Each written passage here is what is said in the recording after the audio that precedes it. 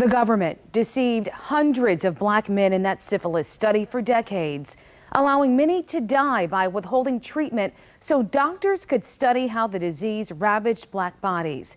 That atrocity has shaped the way some black people view doctors and the government.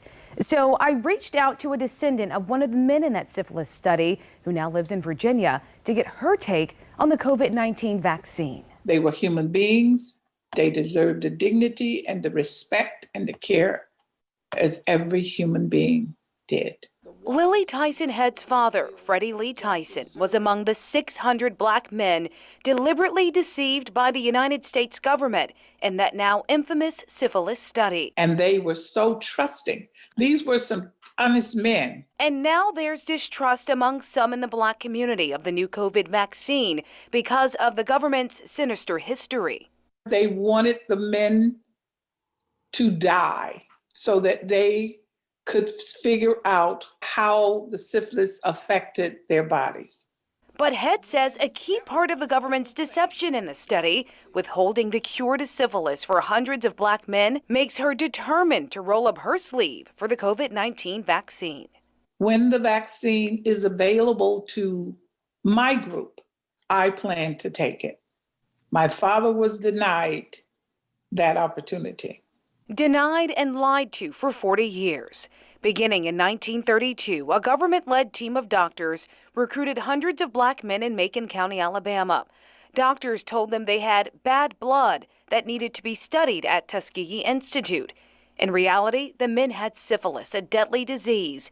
It can be sexually transmitted, but most of the men in the Tuskegee study were born with it, like Head's father. So when he found out that he had been in the study, my father was in his 70s.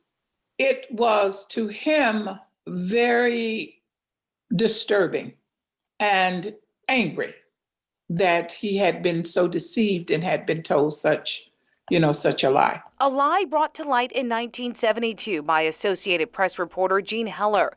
Her investigation revealed doctors learned just a few years into the study that penicillin could treat syphilis. Medical doctors deliberately let them die, wanted them to die for what they could discover from their bodies later.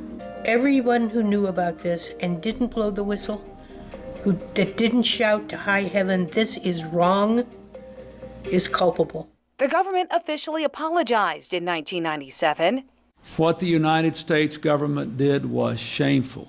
Decades later, the sting of the study's deception remains, casting a shadow of doubt and fear over the government's push to get millions vaccinated to end the COVID-19 pandemic. Is that distrust for you still there to an extent, or are you leaning more on the science?